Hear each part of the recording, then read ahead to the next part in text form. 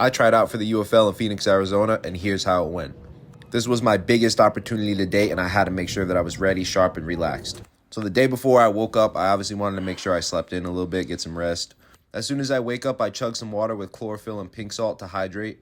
Then as I sip my water, I get some of that word in.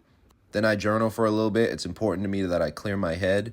And yes, I have a custom-made pen with my name on it that I got in Myrtle Beach. Then I went for a quick walk. I went for about a 3-mile walk. Very important that you move your body, get some sun, get some vitamin D. And that's one thing I love about living where I do in Rhode Island is like I'm literally right on the water.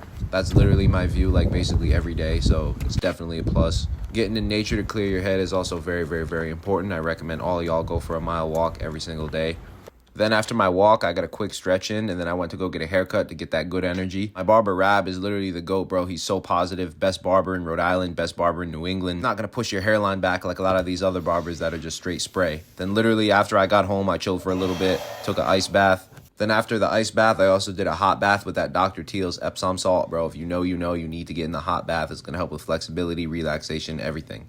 Then as I arrived at the airport, you already know I had to hit the lounge, relax for a little bit, get myself a water with lemon, maybe some food. Hopped out the plane, knocked out, woke up in Phoenix, Arizona. I basically teleported on the plane because, all I do is sleep on there. As soon as I landed, I could tell the altitude was different. I like to get to places a few days early so I can get acclimated to the climate and get some good rest. Thinking about buying one, and I fell in love with it. Now, every time I travel, I need to drive one. Checked into the hotel, and these desert views were dope, man. The altitude and the heat were something different, bro. Then I checked into the hotel, went out to eat, grabbed myself some authentic Mexican food, and as y'all can see, I was a little underdressed for the occasion, but you already know what it is. When you have aura, they just let you in.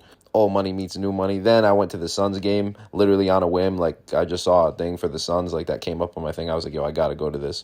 Then as I got to the tryout, I really just locked in, dominated every single drill, made sure my footwork was on point, make sure I did not touch a bag, make sure I held the ball high and tight and did everything that I could do, caught every ball thrown my way. And the thing is, bro, at least for me personally, I never want to make the moment too big, because when you get way too excited, you get way too nervous and start messing up. That approach works for me personally. I literally want to be zen, never too high, never too low, perfectly in the middle. Always want to dominate and do good at every workout, focus, but you also want to make sure that you don't treat the moment as if it's too big for you and you're too excited for it, because then that's when you start messing up. Literally, the perfect approach is you never want to be too high, you never want to be too low. Focus on your breath and just chill. So where will this journey take me next? Stay tuned and find out. Peace out, y'all. CG, signing out, man.